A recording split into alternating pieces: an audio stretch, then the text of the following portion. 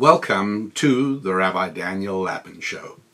Welcome to each and every one of you happy warriors, and thank you for being here, and hey, thank you for all the great work you've been doing on promoting the show. I don't know whether you're sending people information on the show or you're sending out URLs to people you think will know, or links to the podcast. But whatever it is, our numbers are growing very gratifyingly, which I find exciting. I get comments from people all around the world, and you can do that as well below. Wherever you are listening from, I love to hear, whether it's in the United States or whether we have a new listener in Sri Lanka recently, which is very exciting. We have listeners in India. We have listeners throughout the United Kingdom. We have listeners in Canada and Australia, and it's all great. So I appreciate that very much indeed. The topic for today is really one of something I call a spiritual schematic. What is a spiritual schematic? It's a thought, or it's an embedded worldview that is imprinted deeply in your soul, and it impacts the way you think without you even necessarily being aware of it. And I'm speaking to you, but don't think for a moment that I'm not speaking to myself. I'm letting you eavesdrop on this discussion. But I'm really talking to myself because I'm very, very aware. And if you are forewarned, you're forearmed. If you know and you understand the mechanism of a spiritual schematic, then every time it discharges a brain bolt, you are aware of it. You say, oh, wait a second, that is my spiritual schematic whispering into my ear. And it lets you take a step back. And so let's take a look at some examples of spiritual schematics, and I'll go through these fairly quickly. One of them is the realization that you say to yourself, hey, I am a victim. Now, you may use different language, it doesn't matter, but basically you have an explanation for every aspect of your life that is not working well. It's because of something, and it's never you. Invariably, I point out that the person who makes your life hardest is the guy whose name is, or the woman whose name is on your driver's license. And this is a hard thing to understand because it's very much a part of the popular culture which indoctrinates all of us with its propaganda.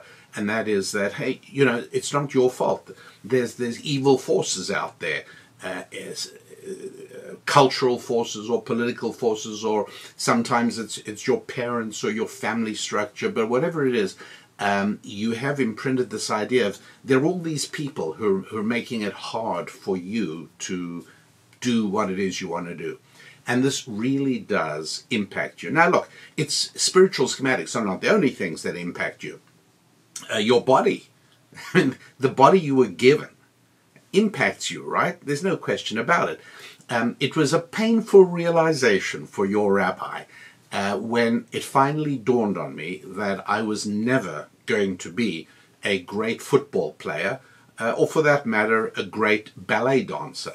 I just wasn't given the right body for it. I'm also not going to ever be a great basketball player. Just the wrong body, that's all there is to it, and probably a great deal of lack of talent as well. That also has something to do with it. But I can certainly say to myself, gosh, you know, I'm never really going to be happy because I was meant to be fulfilled as a basketball player. I mean, I just know that. And yet, look, I'm not going to be a basketball player. It isn't going to happen at all.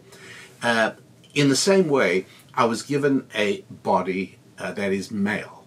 Now, you might say, look, you're not a Supreme Court Justice of the United States, Lapin. How on earth do you know that you're given a body that is male? Are you a biologist? And the answer is no, because whenever I stand in the shower, I get a really good clue that I'm male. And that's how I was created. It's as simple as that. Mrs. Lapin was created female. And then one day we met, but that's another story for another time. The important thing to realize is, however, that I totally understand why throughout the culture There are many women who say, I'm being deprived of all the things I could really be, the things I'm meant to be, because I have the wrong body. I don't have the body of a man. Or similarly, there are men, I get it, who say, listen, I'm not going to be fulfilled. I can't be me until I have a body that matches the way I feel inside. I get all that. But, why is it that for the most part, almost without exception, those are people without faith? It's very simple, right? It's not an accident. There are not many people who do have a relationship with God who are incredibly perturbed about their gender. And the reason is because in keeping with all the other Hebrews who say a 10-word prayer or blessing every single morning, and it's a short blessing which thanks God for creating me just the way he chose. And so on that score, I take a shrug of responsibility. This was God's choice. I don't have to try and give birth. I don't have to try and nurse a baby. It's just not going to happen any more than it's going to happen that I can become a basketball player. And so acceptance of the body you are is hugely important. And it's very much easier if I can say it wasn't sheer fate. It wasn't just an accident of genetics. It just happened to be this sperm that met that egg in my conception, and no. Somehow or another, the soul that has this body wrapped around it is meant to have a male body. And that is on account of our boss. That's how I see it. That's how Mrs. Lappin sees it. But I do understand that in a secularized society, a society that over the last 60 years has become increasingly more hostile to Bible-based Judeo-Christian faith, I get it that there are a large number of people who do feel bothered by this. It's not a thing we can accept. And so as a result of that, not necessarily the same people, but because a virus does spread through a culture or a society or a country, the virus of gender unhappiness does spread, and certain people then begin to feel seriously enough about it that they are willing to damage young kids in school. They're willing to defy parents' wishes and encourage children to feel the same kind of terrible anxiety and unhappiness. They have a name for it that they've placed into the Diagnostic and Statistical Manual of the Psychiatric Association, gender dysphoria, but it doesn't matter. That's not the topic for today. The topic is that I recognize that there are certain things that shape my life. Right? There's no question about it. Certain things do shape my life. That's Rabbi Daniel Lappin yellow mug. And this, of course, is a Rabbi Daniel Lappin yellow tie with the Happy Warriors logo right there. So if you are a happy warrior, or you are a happy warrior wannabe, and let me tell you something, happy warriors have happy lives. Because happy warriors are working on the 5 F's that are central to their lives. Family, finance, faith, friendships, and fitness, physical fitness. And you just think about it, if those 5 areas are good, if you have a loving mate, a spouse, and so you have the basics of a family life, your bank account is in good shape and you don't owe too much money, and you've got a circle of friends, and you're physically healthy, and you have a connection with our boss, well, you don't have a lot to complain about in life, do you?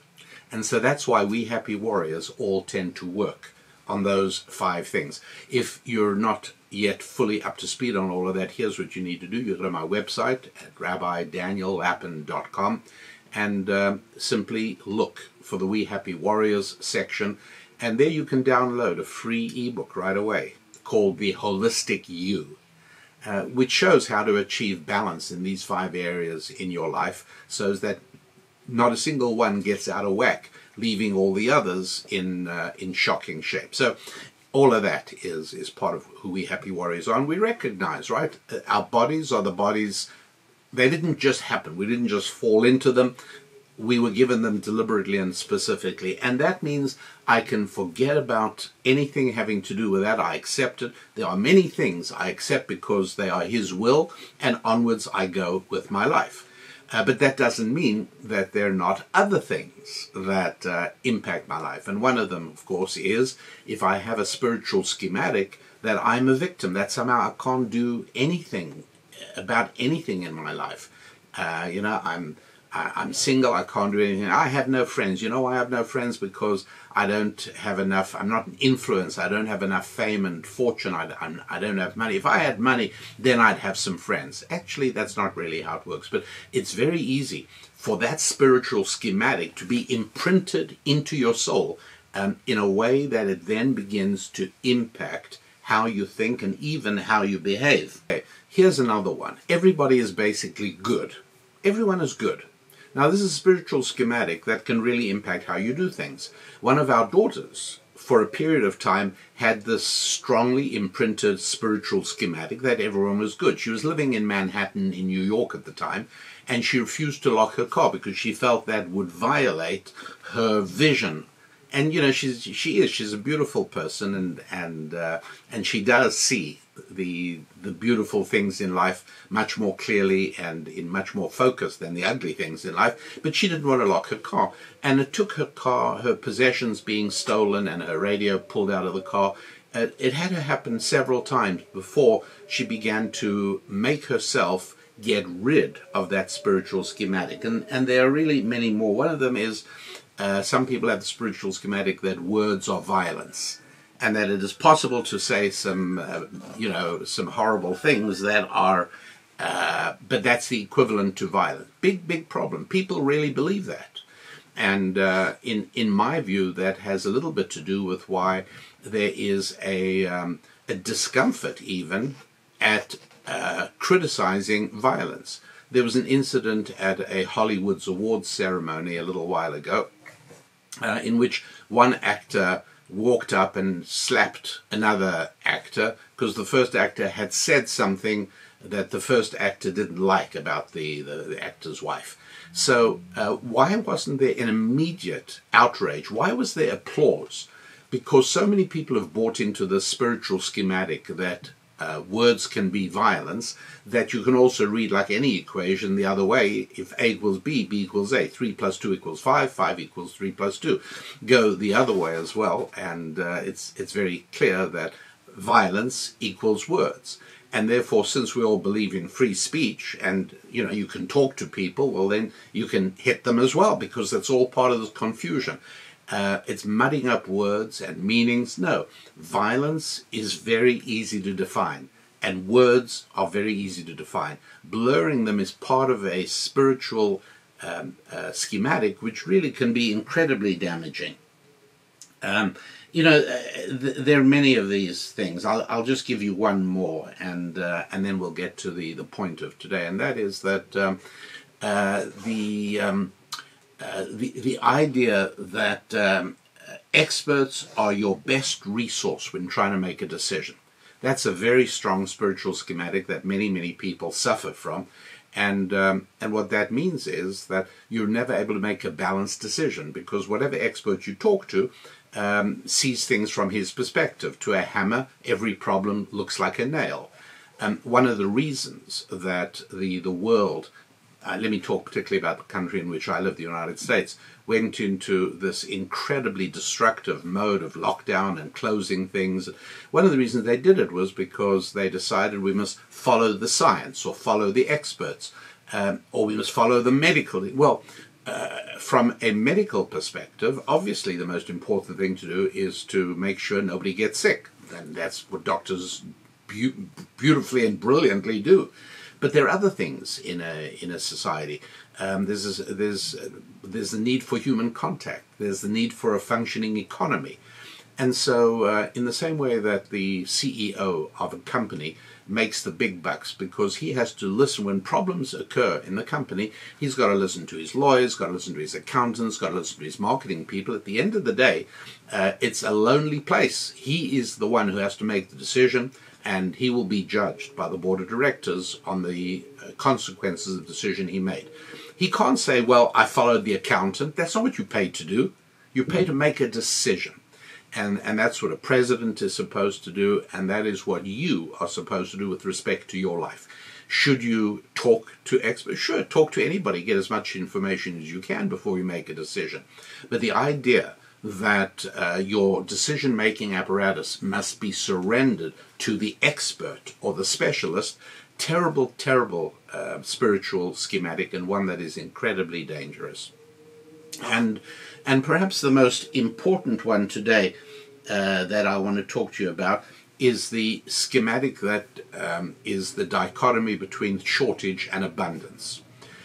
If you live in a world of shortage, if in your spiritual schematic you live in a world of shortage, then you are fatally handicapped to never become financially successful. Why? Well, because I'm assuming you're a good and decent person, and what good or decent person could possibly want to have more than his fair share in a world of scarce resources? How awful is that? Why would you want to do that? And this is why in a world of scarce resources, the moral philosophy tends towards redistribution of assets, redistribution of wealth. Everybody should have the same because it's scarce. And this is only a small part of what happens when our spiritual schematic is one of shortage instead of one of abundance. I will tell you something else, and that's very important, and that is that we have a default. Okay, what do I mean by default? I mean that the way the good Lord created us, we all have a tendency in certain areas. For instance, I have a tendency to shall we say, sit on the couch and watch television. I don't have an automatic tendency to go to the gym and work out. I have to force myself to do that. That's the nature of human beings. Not everybody, but everyone has their own. And so our default condition is to a world of shortage. And I do training programs for church groups and for corporate groups, and sometimes I come back for a refresher course a year later, and I see many of the same faces. Now, one of the things I teach in my program having to do with productivity and creativity is I recommend that everybody carries a pile of about, you fill it up every morning till you've got about 20 3x5 index cards, and I hold them together by a rubber band. Yes, a yellow rubber band, just like my Happy Warriors tie and just like my Happy Warriors coffee cup. And this is an idea capture device, and that is that throughout the day there are going to be, there's going to be somebody you're introduced to, and you can't take out your phone. So you just, when you have a second, you grab your pen and you just put down quickly the person's name, and then later on at the end of the day, when you sit down at your computer or your tablet or whatever you're using, you can put it into your contact list. An idea occurs to you, a business thought, a social, there's somebody you should phone up and find out how they, hey, you know what, I never answered an email from about 3 weeks ago, it's just come back to me. Put down a reminder. And the principal rule is only one action item per card. And then at the end of the day, you do it and then you throw away the card and you move on. Now, when I come back a year later, I ask people to show me, and usually about 2/3 of the people who were at my program a year ago are here now, and they also go ahead and they show me their cards. And the first thing I look at, about a quarter of them, maybe sometimes a bit more, are putting lots of ideas on one card because they can't bear the idea of throwing away a piece of paper. They can't take it. That is a clue to a deeply imprinted spiritual schematic of shortage, and it's a huge problem. It really is, and it's something we all have to get over, because I want you to understand how compellingly the culture tries to imprint on us a spiritual schematic of shortage rather than of abundance. Now, how might you be impacted by the shortage spiritual schematic? How might you have got it in the first place? How would you have got infected with that bad, destructive spiritual schematic?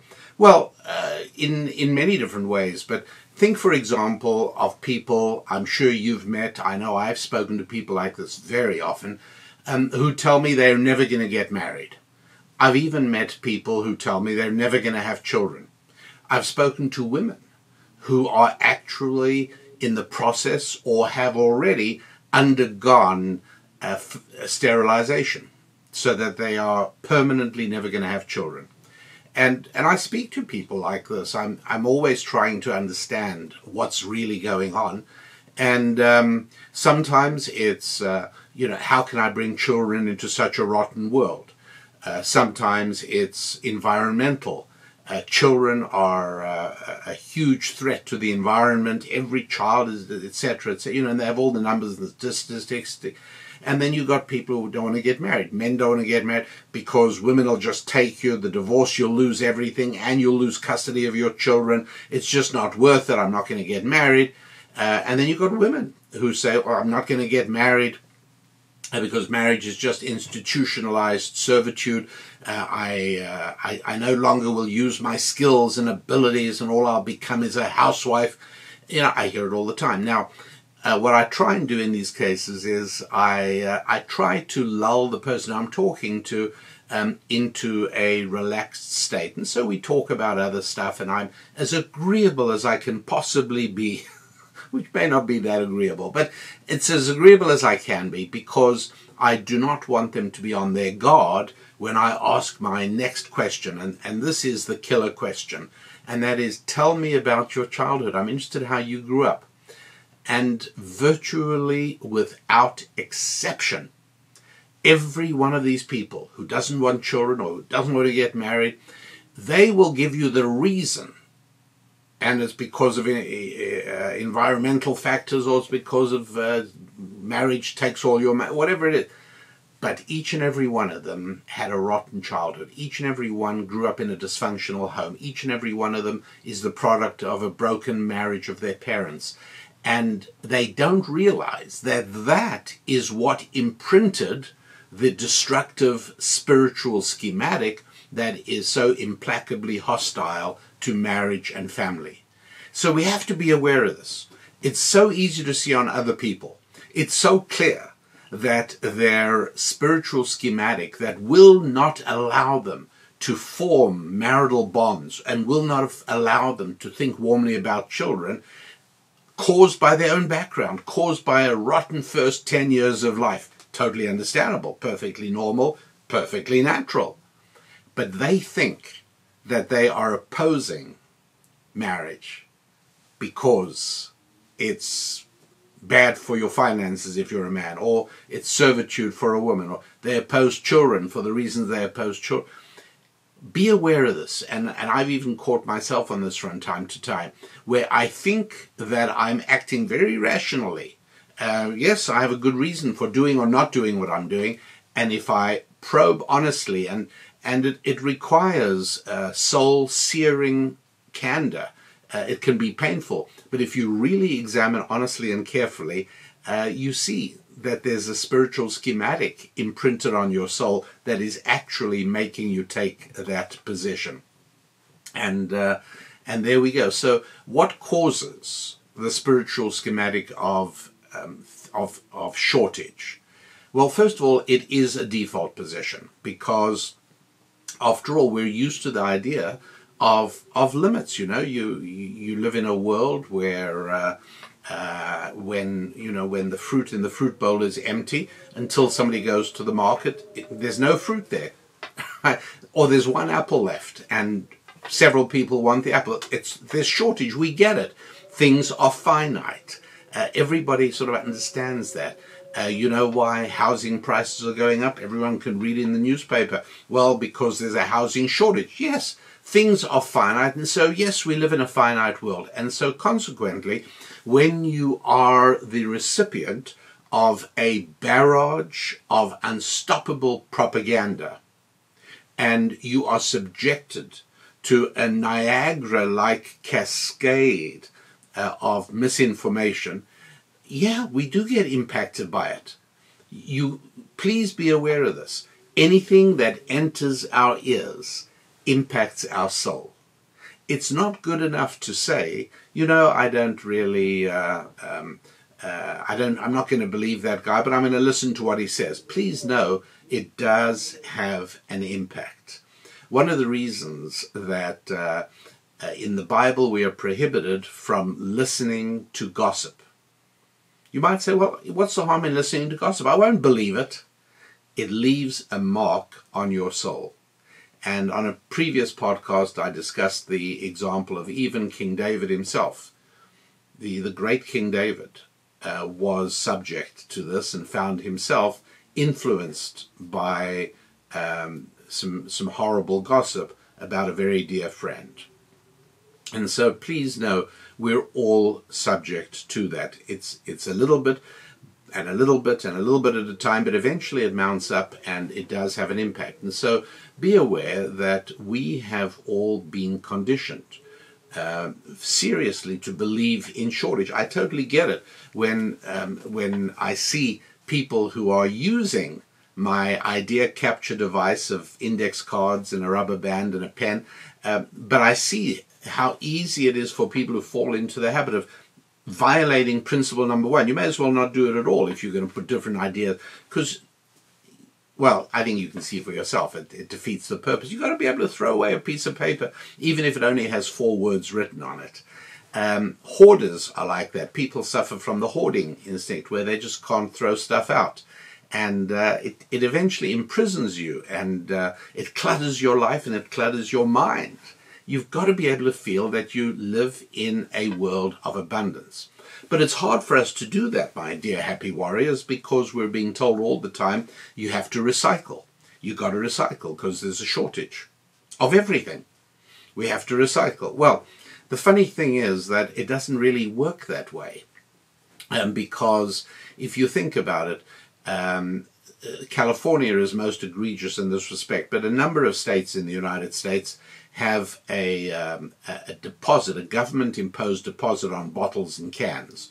And the idea is you have to pay an extra 5 cents, sometimes more than that, when you buy a bottle of beer or a can of vegetables or whatever it is.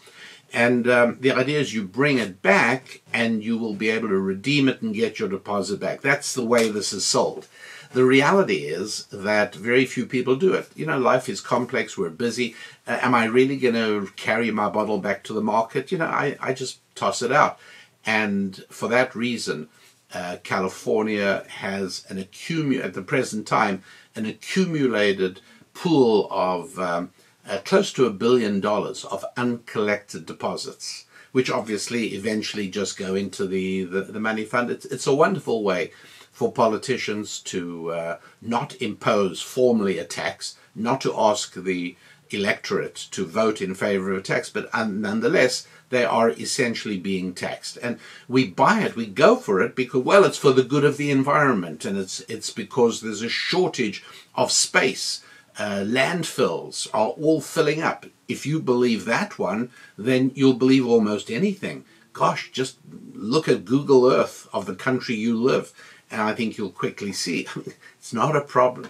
It really isn't a problem. There's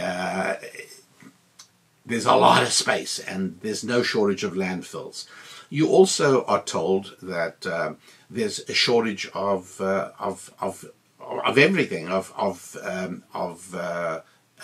elements. What I mean by that is that I was an early adapter in the 80s. I got a fax machine when it was fairly early, when they became consumer devices in the early 80s. And I remember a number of people criticizing me and saying, look, you've got 2 lines at your house already, a business line and a personal line, and now you've got a fax line. So you're using 3 sets of copper wires. And I want you to know that if only half the people in the world want to do like you and also have 3 wires to their house, the price of copper is going to run up to millions of dollars a ton. We just don't have enough copper in the world.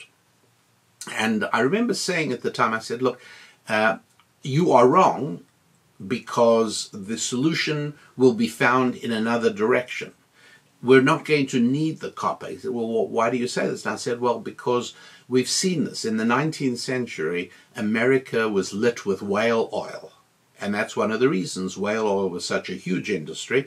And there were so many mansions built in the Northeast, in Connecticut and Massachusetts, by barons of whale oil.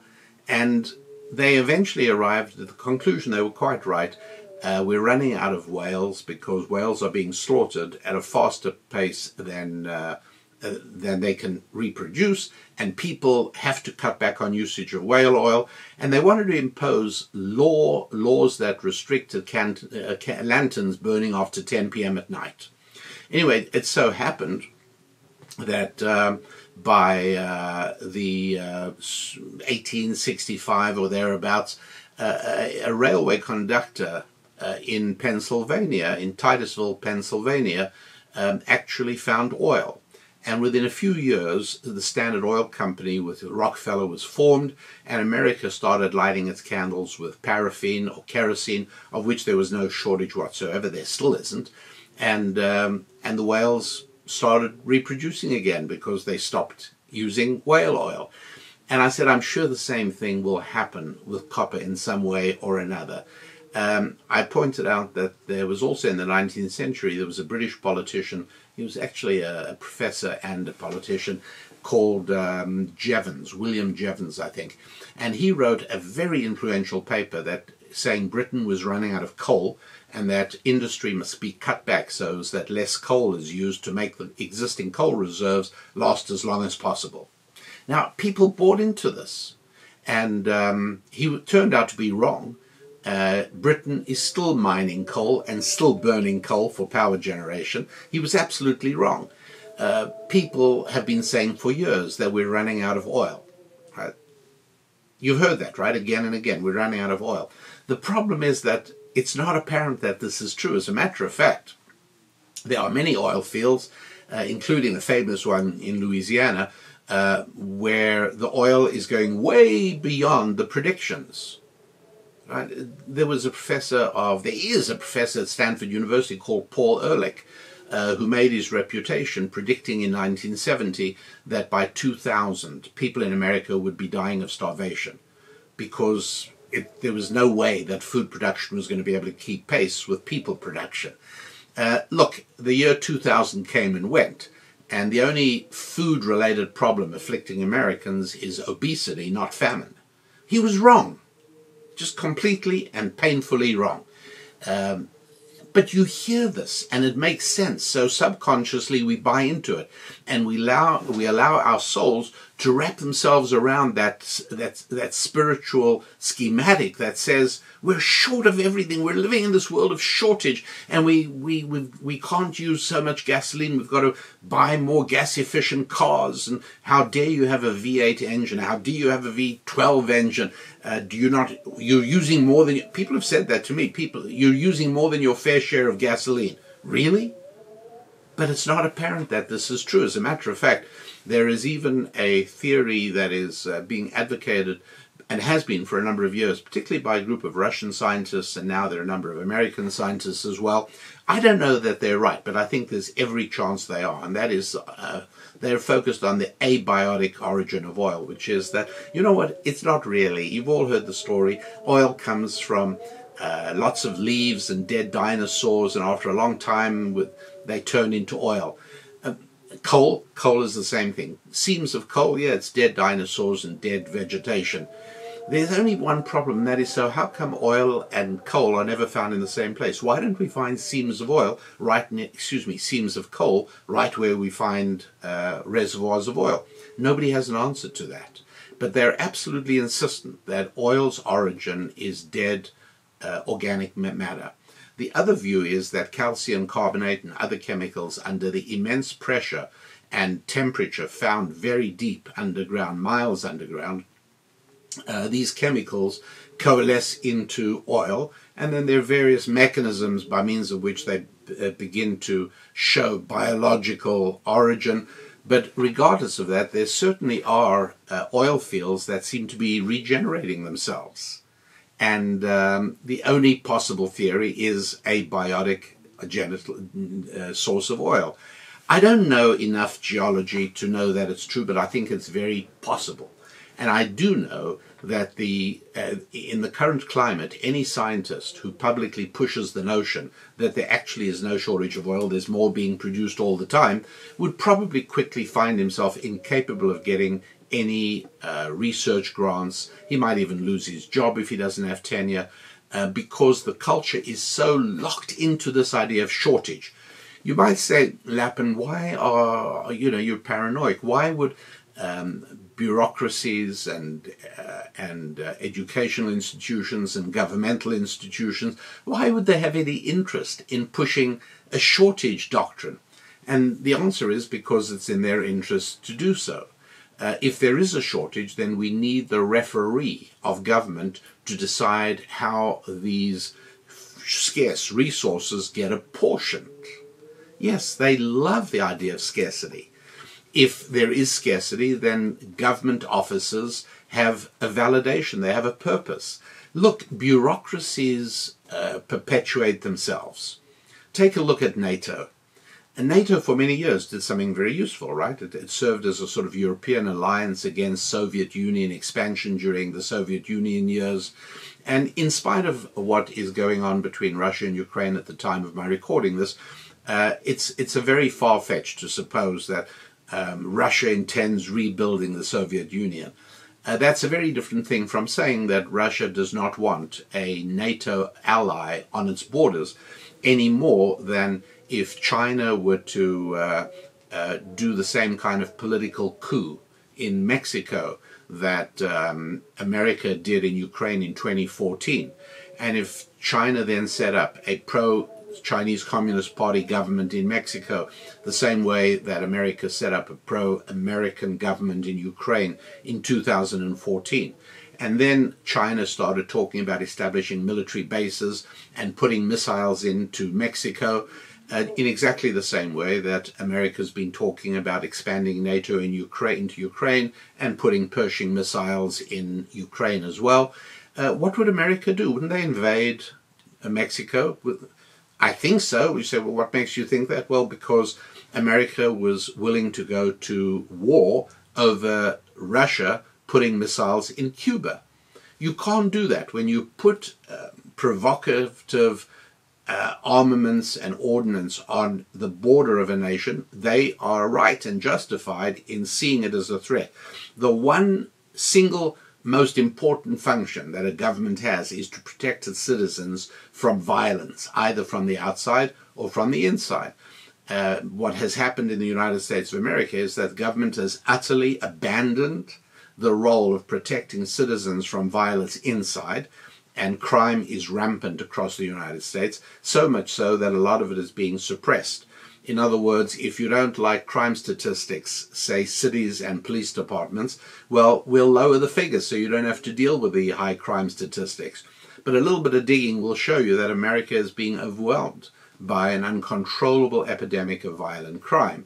Government has given up on defending American citizens from violence internally, and so they're acting super aggressive on protecting citizens from violence externally, except it's not American citizens threatened, it's Ukraine, and they're not officially allies. But let's not delve into all of that right now. Let us just to be aware that NATO today, and I recommend you Google, you take a look at what NATO headquarters looked like during the years they were really doing something, in the post-World War II years, during the 60s and 70s. You look, NATO's headquarters looked like an elementary school building, a place where a lot of people are busy doing serious work.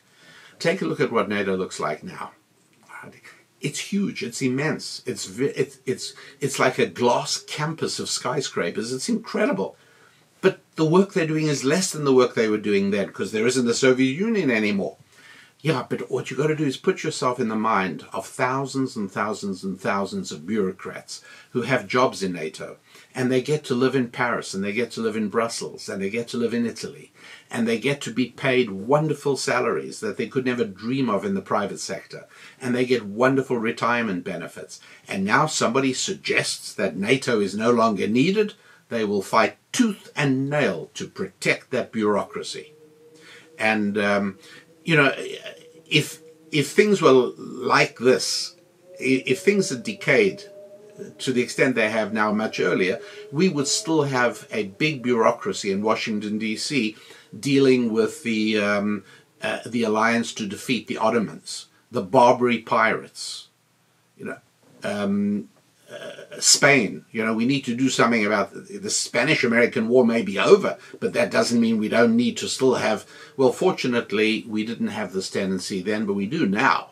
And so you've got to understand that in order to keep their offices open, in order to keep their research departments open, in order to keep everything flowing, you don't want to upset the people above you. You still want to get your funding. You still want to be given jobs.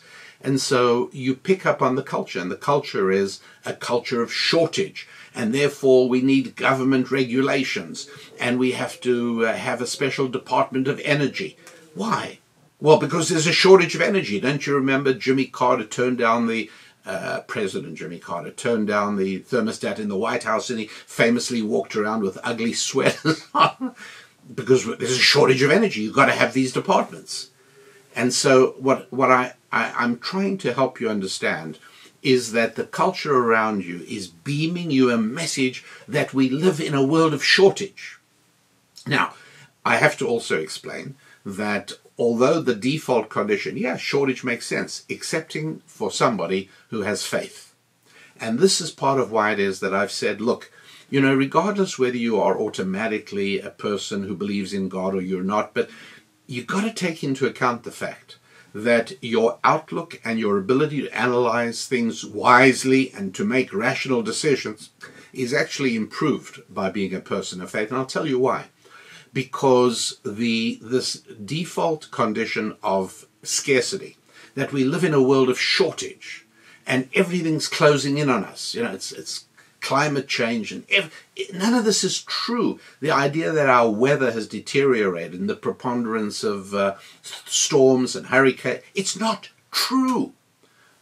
But you're not going to find that said. You really have to dig to find that out, because nobody wants to go against the popular culture, because you'll be punished. Because if you go against the popular culture, you are going to be costing people their money. They have built lives that are beautiful and desirable and enviable, but it's all built on a lie. And in 1974, Alexander Solzhenitsyn wrote a very important essay called Live Not by Lies. And what he was saying is this, that lies take on a life of their own, because in an environment of lies, the plunderers can operate with relative impunity. And so using a gun to hold up somebody and take their money, well, that's one thing. But to set up a bureaucracy and to employ your friends in your bureaucracy and to increase taxation, either through regulation or direct taxation or through inflation, it's another way of taking money away from citizens. You're able to live luxuriously on the sweat of other people's brows. So please don't for a moment think that you are not being subjected to a propaganda barrage of shortage disinformation. That is what you're being told. And if you buy into it, well, then you fatally handicap your own ability to increase your own financial success. Because as a good and decent person, in a world of shortage, you won't want to acquire more of anything. That's the tragedy here. And so instead of figuring out a new way to make more money, which just means that you're finding new ways to serve your fellow human beings and finding ways to improve their lives by supplying them with goods or services that they enjoy and want and are willing to exchange for money, you don't do that anymore, because we live in a world of shortage. And so why should you have more than other people? And so that deep socialistic slope that you find in a secular society becomes fed by the culture of scarcity. And that's fine. I'm not interested in the politics right now, other than the extent to which you are being impacted by it in your thinking. And so much of this spiritual schematic of scarcity is finding its way into our souls, whether we like it or not, that it is handicapping us. And so what is the source of an abundance mindset? Well, I'm not saying this is the only way, but for me personally, what works well is to think of God as the source of all abundance, the source of limitlessness, and the God who creates, and the God who gave human beings the capacity to constantly create. I was telling you about copper wire, and Paul Ehrlich predicted that the price of copper was going to go through the roof because everybody was going to be wanting to install phones and fax machines. Well, it didn't happen. You know why? Because just like whale oil, we found something better than whale oil. We found kerosene. Well, we're going to find something better than copper, and we did. You know what it is? Fiber optic cable. Fiber optic cable is made of glass. All right, thousands of strands of very thin filaments of glass. Do you know what glass is made out of? Well, that's right, sand. And I don't know if you've visited the Kalahari Desert or the Sahara Desert lately, but I'll tell you one thing. We don't appear to be running out of sand. And so the price of copper in real terms is lower than it was in 1970. Obviously, because so much of the use that was being put to in 1970 is now going to fiberglass. And in many parts of the world, like most of the continent of Africa, they're not even laying glass fiber cables. They're jumping over that straight into cell technology, wireless technology. So copper, the price of copper is quite safe. It's not going high anytime real soon. And there is no scarcity. We do live in a world of abundance, partially because, you know, again, looking at it from my point of view, we are created in the image of God. That says that in the book of Genesis. Created in the image of God means what? Well, it means that we have the same capacity to create that God does. And so if you want to raise money, just ask yourself, are you better off with an idea or with a warehouse? You know, let's say you inherit an empty factory, you know, from your great uncle. And now you go around to investors and you say, hey, look, I've got this factory. It's got a lot of numerically controlled machine tools. I've got some delivery trucks. And I would love to raise the money to start a business, to get everything operating again. And the person says, yeah, but what are you delivering? Well, I haven't figured that out yet. Good. Well, when you do, come back, talk to me. But the other way is, you sit down and talk to a potential investor and you say, I've got this idea to serve other people. This is going to make their lives better or easier or simpler or less expensive. It's going to improve the lives of other people. And he says, great, tell me more, says the investor. But then you say, look, I've got to be honest with you. I don't have a factory. I don't have any machines. I don't have any... Oh, forget that. I'm not interested in that. Talk to me about the idea. That gives you an insight into human creativity. With the right idea, there's no shortage of capital. Without an idea, there is no capital. But capital goes not only to ideas, it goes to integrity. But integrity is a spiritual value as well. And so, out of nothing, integrity and creativity can create real, tangible wealth. But only if you are blessed with a mindset of abundance, not a mindset of shortage and scarcity. That's the key thing. And that is what I am so urgently pressing for each and every happy warrior to first of all become aware that deeply embedded in your soul is probably a destructive spiritual schematic of scarcity. Probably. And you have the power to overcome that. It's worth doing. Because if you can get past that mindset of shortage and rid yourself of the schematic of scarcity, then you are able to replace it with a mindset of abundance. There's no shortage. There's no limit to what I can do. Yes, I'm living in a one-room studio apartment that I'm sharing with 2 other people at the moment, but I have an idea. And, this is what it is. And tomorrow is a new day, and the day after that. And each of these days I'm going to push forward because I am measuring my finances and my family and my faith and my friendships and my physical fitness. And every day I'm focusing on all. I'm not allowing anyone to go out of whack. I'm not allowing one to run away and all the others to lag behind. I'm making sure that I retain my physical fitness no matter how hard I'm working on my finances. And I'm retaining and building my connections with family and with friends. All of this is part of what growing onwards and upwards as a happy warrior is all about. All 5 F's are vitally needed. And one of the sources of an abundance mindset is God. Surrounding oneself with that concept that God above is real and has brought everything into being around us. And he's even making more oil, probably. And the whole story about we're running out of oil, well, it's been wrong. Every prediction so far has been wrong. And the fact that the price of oil is going up now is not because there's a shortage of it. It's because of inflation. It's because the last 2 years the United States government has been manufacturing money out of thin air. But that's a different discussion. I have spoken in previous shows, and I will again, about the nature of inflation. People try and link it to money supply, and people M1 and M2 money supplies and unemployment. All of those things are subsets. But essentially, a government without integrity prints money and robs its citizens. That's the simple reality. It's tragic, and we all pay the price for it.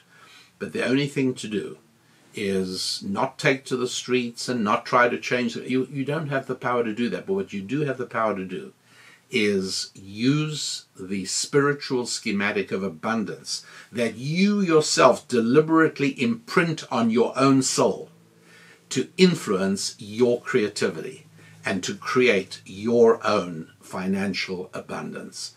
Yes, it can be done, and I will tell you that this has for centuries been one of the great secrets of Jewish economic productivity, is that we are not hampered by a destructive and damaging spiritual schematic of scarcity. And even Jews who came out of World War II, having lost their families, having lost everything they owned, having been destroyed and damaged in body, arrived in the United States. And some of the biggest companies whose names would be familiar to you, and I've written about this extensively in my book, Thou Shalt Prosper, they started again. They started new families, and they started companies. They built huge enterprises because they lived in a world of abundance. Their own spiritual schematic didn't whisper in their ear abundance. It shouted in their ear, abundance is all around us. It's harder than it is to say. I'm not saying it's easy to do, but it's something that you actually can do. You have to work on it. Step number 1, you've got to get rid of the schematic of scarcity, and then you are ready to start replacing it with a spiritual schematic of abundance. And when you do, your ability to suddenly see ways to generate additional streams of revenue into your life will begin to manifest themselves and begin to materialize. So please think of doing that, and let people know. Again, keep on informing people about this show. I love hearing from you and knowing where you're from. I also want to remind you to stop in at my website at rabbidaniellapin.com. One thing you can do is join the Happy Warriors group. You can become part of our community, become a member. We welcome you because everything in life that is challenging is easier to do with partners and people cheering us on and helping us solve our problems. All of that is in our community of happy warriors. And then also, if you haven't already downloaded your free ebook called The Holistic You, right? The Holistic You, because that's what we are. We are mind and body. We are physical and material. We're soul and spirit. And we have social lives, and we have family lives, and we have financial lives, and we have physical lives in terms of all of these things have to be developed and maintained and expanded. We all do that together. That's why there is such a thing as the holistic person, a person who develops all aspects of his being at the same time to achieve totality. In Hebrew, the word for totality is shalom, just like the word for peace. In other words, the most peaceful and harmonious state we can find ourselves in is when we are confident that we're moving ahead on all the 5 F's that the happy warrior is dedicated to. So I hope you're going to give this a try. Banish all those spiritual schematics that are destructive and start introducing positive ones, but particularly get rid of the scarcity schematic and start seeing the abundance. Once you've allowed that into your soul, you know, you're like an athletic team that just sees victory and gets it. You're like the mountain climber who's not held back. You're like the athlete who's not held back. You've got to just be able to see the victory. And if you are overwhelmed by a subconscious spiritual schematic of shortage, I'm afraid that has a lot to do with you not achieving what your financial destiny really is. So I'm with you, and I want to hear about your success. You know how to do that. Thanks for being part of the Rabbi Daniel Lapin Show. And until next week, I am your rabbi, saying onwards and upwards with your faith and with your family, with your finance and your friendships and your fitness. God bless.